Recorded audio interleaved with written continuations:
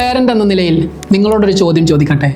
നാളെ നിങ്ങളുടെ മകന് അല്ലെങ്കിൽ മകൾക്ക് കൃത്യമായി ഖുർആൻ ഓതാൻ അറിയാതെ വന്നാൽ, അല്ലെങ്കിൽ ദീനി കാര്യങ്ങളിൽ മികവ് പുലർത്താൻ കഴിയാതെ വന്നാൽ അതിൻ്റെ ഉത്തരവാദിത്തം ആരുടേതാണ്?